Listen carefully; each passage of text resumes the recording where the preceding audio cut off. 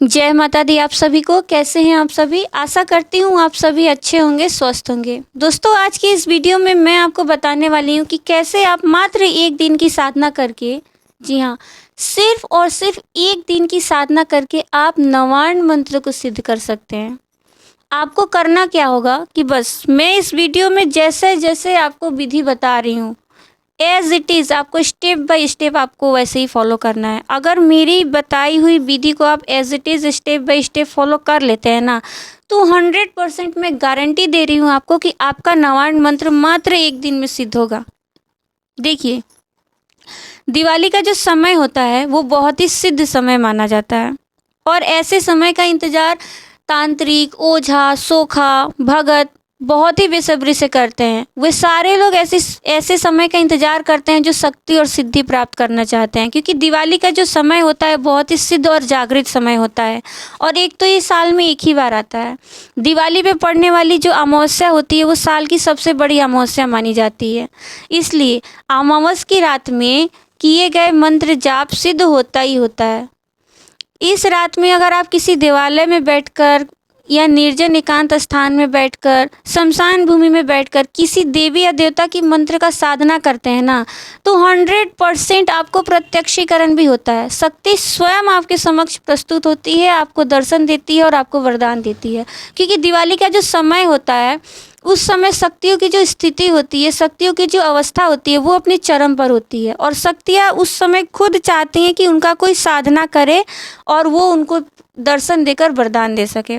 तो ऐसा होता है दिवाली का समय। इसलिए आप दिवाली के समय को व्यर्थ ना जाने दें, जरूर साधना करें, जरूर सिद्धि करें, और कम से कम अपना और अपने परिवार का कल्याण करें। देखिए, अगर आप अपना और अपने परिवार का कल्याण कर लेंगे और सभी लोग ऐसे ही सोच रखेंगे ना, तो यकीन मानिए सबका कल्याण होगा और स्वतः ही कल्याण होगा। तो आज की इस वीडियो में मैं आपको ये बताने वाली हूँ कि कैसे एक दिन में आप नवार्ण मंत्र को सिद्ध करेंगे। देखिए, नवार्ण मंत्र के विषय में हर किसी को जानकारी होती है, फिर भी मैं आपको बता देती हूँ कि किसे नवार्ण मंत्र कहा जाता है।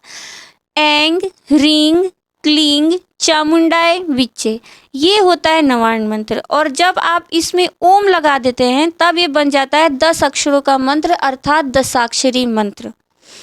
देखिए, कुछ लोगों के मन में ये भी डाउट होता है कि कुछ लोग इस मंत्र को इस तरीके से भी उच्चारित करते हैं, जैसे कि ऐम ह्रीम क्लीम चामुंडाय विच्चे।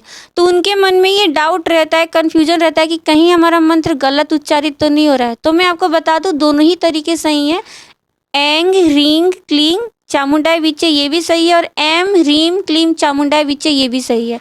बस यहाँ पे एक चीज़ का ध्यान रखना होता है कि आप ऐसा ना करें कि कहीं एंग पढ़ रहे हैं, कहीं पे ह्रीम पढ़ रहे हैं। अगर आप ऐसा करेंगे तो आपका ये मंत्र जो है गलत हो जाएगा और आपको सिद्धि और शक्तियाँ प्राप्त नहीं हो पाएगी। इसलिए आप जिस भी मात्रा का उच्चारण कर रहे हैं उस मात्रा का उच्चारण आप पूरे मंत्र में करेंगे। दूसरा बात कि अगर आपको गुरु से दीक्षा प्राप्त हुई है और अगर आपका ये नवार्ण मंत्र गुरु मंत्र है, तो आप वैसे ही जाप करेंगे जैसा आपको आपके गुरु ने आपको प्रदान किया है। तो चलिए, देखिए, वीडियो थोड़ा सा लंबा हो सकता है लेकिन आपको जानकारी सटीक मिलेगी एकदम। और दूसरा, मैं आपको इस वीडियो में आगे प्रॉपर तरीके से गाइड करूंगी, इसलिए आप लोग वीडियो को ज़रूर देखना ताकि आपको सारी विधि अच्छे से समझ में आ सके और आपको अच्छे से जानकारी प्राप्त हो जाए।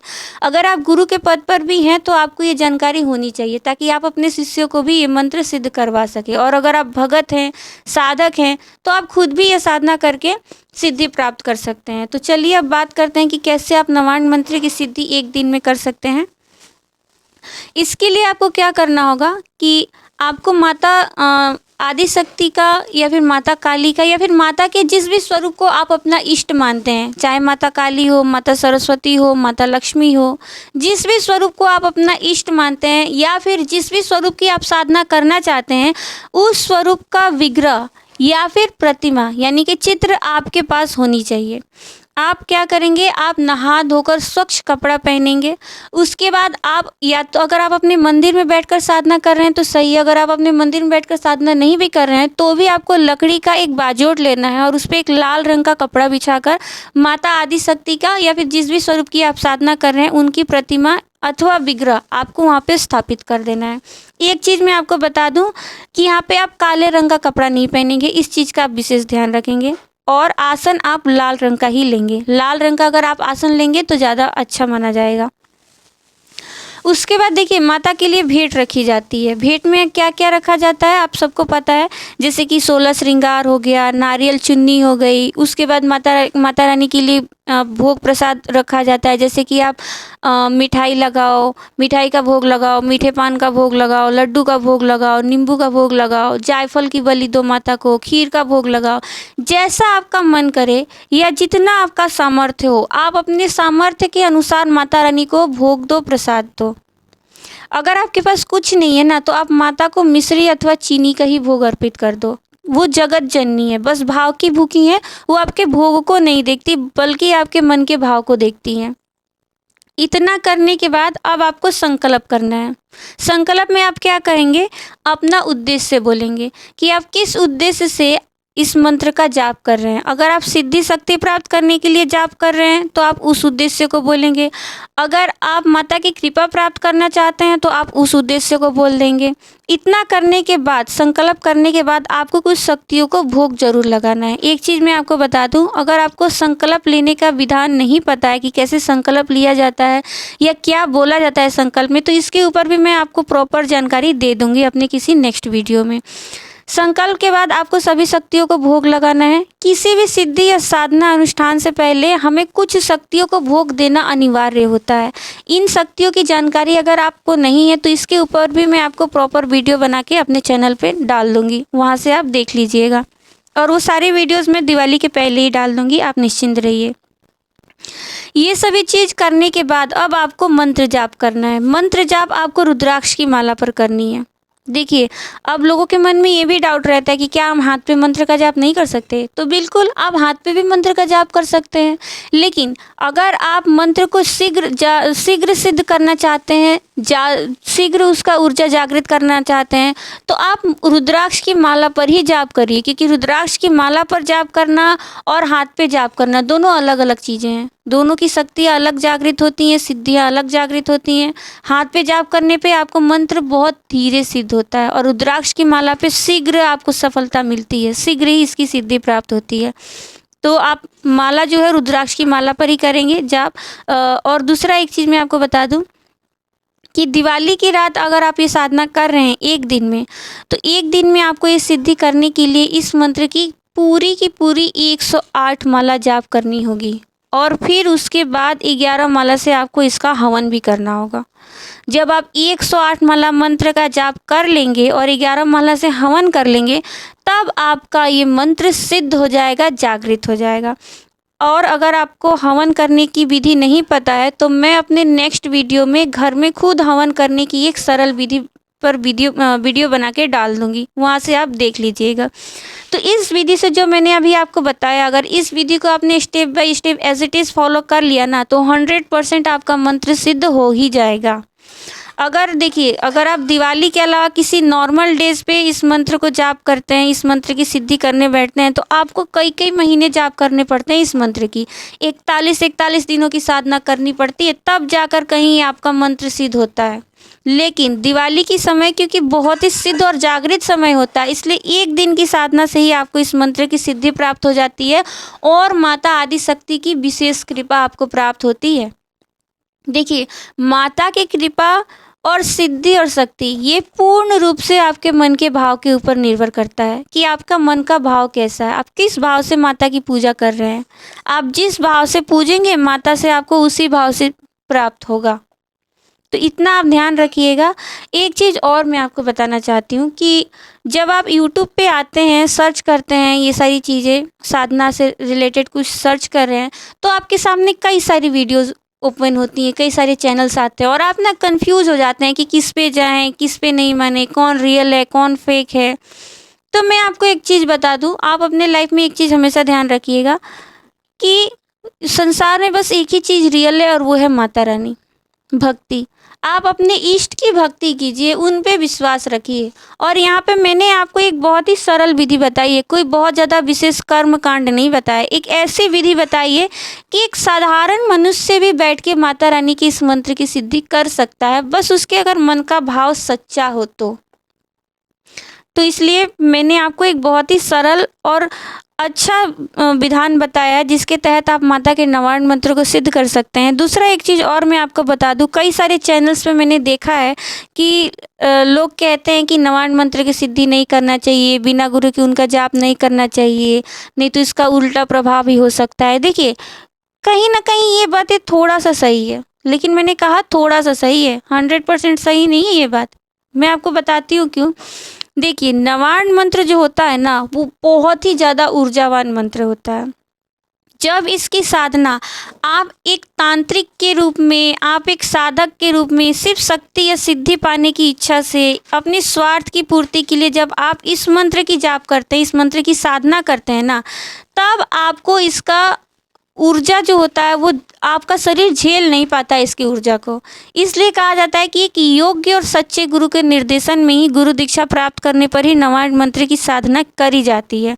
लेकिन अगर आप माता का संतान बन के, उनको माँ मान के, सिर्फ माँ की सेवा करने के भाव से अगर आप इस मंत्र का जाप कर रहे हैं, तो यकीन मानिए आपको कुछ नहीं होगा। लेकिन फिर भी मैं आपको एक चीज़ बता दूं, क्योंकि नवार्ण मंत्र में ऊर्जा बहुत ज़्यादा होती है और माता आदि शक्ति के किसी भी स्वरूप की, किसी भी स्वरूप की शक्ति को, ऊर्जा को रोकने का सामर्थ्य, संतुलित करने का सामर्थ्य एकमात्र श्री जगत पिता महादेव में ही है। इसलिए अब मैं आपको ये विशेष सुझाव दूंगी कि आप जब भी माता रानी के नवार्ण मंत्र का जाप करें, तो साथ में जगत पिता महादेव के पंचाक्षरी मंत्र का भी जाप करें। पंचाक्षरी मंत्र से लगभग सभी लोग अवेयर हैं, सभी लोग जानते हैं कि पंचाक्षरी मंत्र किसे कहा जाता है। नमः शिवाय, इस रूप में ये पंचाक्षरी मंत्र कहलाता है। और जब इसके साथ ओम लग जाता है तब ये षटाक्षरी मंत्र बन जाता है। तो आपको आपके गुरु से जिस तरीके से मंत्र प्राप्त हुआ है, और अगर आपके गुरु नहीं है तो आप शिव जी को ही अपना गुरु मानकर उनके इस मंत्र की जाप करिए। जब अगर आप माता के 11 माला जाप कर रहे हैं नवार्ण मंत्र का, तो आप साथ में 7 माला पंचाक्षरी मंत्र, 5 माला जरूर करें। इससे क्या होगा कि मंत्र की जो ऊर्जा होगी ना, वो आपको प्राप्त, जो जब आपका शरीर में जब प्रवेश करेगा तब वो संतुलित अवस्था में आ जाएगा। भोलेनाथ उसको संतुलित कर देंगे। दूसरा चीज़ मैं आपको बता दूं कि जब भी आप किसी भी शक्ति का साधना करें, जब भी आप किसी परम शक्ति, महाशक्ति की साधना करें, चाहे वो माँ दुर्गा हो, माता काली हो, माता लक्ष्मी हो, प्रभु श्री हरि नारायण हो, श्री जगत पिता महादेव हो, गणेश जी हो, तो आप उनके मंत्र के जाप को माला करने के बाद, जाप करने के बाद उस जाप को उनके चरणों में ही अर्पित कर दें। इसके ऊपर भी मैं एक प्रॉपर वीडियो बनाऊंगी, बना के अपने चैनल पे डाल दूंगी कि कैसे आप मंत्र को उनके सामने समर्पित कर सकते हैं, उनके चरणों में समर्पित कर सकते हैं। इस तरीके से अगर आप करेंगे तो मंत्र की जो ऊर्जा है ना, वो एकदम संतुलित अवस्था में होगी, वो एकदम संतुलित अवस्था में होगी, और इस अवस्था में होगी कि आपका शरीर उसको झेल लेगा, उससे आपको कोई दिक्कत नहीं होगी, कोई हानि नहीं होगी। क्योंकि मंत्र की जब ऊर्जा शरीर में प्रवेश करती है और जब शरीर उसको झेल नहीं पाता है, तब हम बीमार पड़ने लगते हैं, तबीयत खराब हो जाती है साधकों की, हॉस्पिटल में भी भर्ती हो जाते हैं, ऐसी स्थिति हो जाती है। यहाँ पे मैं आपको डरा नहीं रही हूँ, सच्चाई बता रही हूँ। बस आप जाप करें और उनको समर्पित कर दें। अगर अभी आपको कोई विधि नहीं पता तो आप बस जाप करने के बाद उनसे प्रार्थना करें कि हे आदि शक्ति जगत जननी माँ जगदम्बा, ये जो मैंने मंत्र जाप किया है, जो मैंने अभी माला किया है, ये सब मैं आपके चरणों में आपको अर्पित करती हूँ, आप इसे स्वीकार कीजिए। बस इतना भी आप अगर बोल देते हैं तो आपकी ऊर्जा जो होती है वो संतुलित अवस्था में आ जाती है। तो आशा करती हूँ आपको ये जानकारी अच्छी लगी होगी। एक चीज़ और मैं आपको बता दूँ, मैं दिवाली से पहले और भी कई सारे वीडियोस लेके आने वाली हूँ, सावर मंत्रों पे, वैदिक मंत्रों पे, पंचाक्षरी मंत्रों पे भी मैं पंचाक्षरी मंत्र पे भी मैं एक वीडियो बना के लाऊंगी कि कैसे आप एक दिन की साधना से अपने जीवन का कल्याण कर सकते हैं। एक चीज़ और मैं यहाँ पे आपको बता दूं कि जब लोग मंत्र जाप करते हैं माता के, तो उनको सवारी आने लगती है, सवारी जैसा महसूस होने लगता है। अगर आप सवारी नहीं चाहते हैं तो आप माता से पहले ही प्रार्थना कर लेंगे कि माता मुझे सवारी नहीं चाहिए, मुझे आपके दर्शन चाहिए, आपकी कृपा चाहिए, आपसे सिद्धि या शक्ति चाहिए, मुझे सवारी नहीं चाहिए। और अगर आप सवारी पाना चाहते हैं तो आप ये भी उनसे बोल सकते हैं कि मुझे सवारी चाहिए। तो इससे कई लोगों के मन में होता है कि वो जाप करते हैं, उनको सवारी आने लगती है और उनको सवारी नहीं चाहिए होता है। तो अगर आपको सवारी नहीं चाहिए तो आप साधना करने से पहले माता से ये बात ज़रूर बोल देंगे अपने संकल्प के समय ही। तो आशा करती हूँ आपको ये जानकारी अच्छी लगी होगी, वीडियो अच्छा लगा होगा। अगर आपको वीडियो अच्छा लगा है, जानकारी पसंद आई है, तो वीडियो को लाइक करना, शेयर करना, चैनल को सब्सक्राइब करना। मिलूंगी मैं आपसे अगली वीडियो में। जय माता रानी की।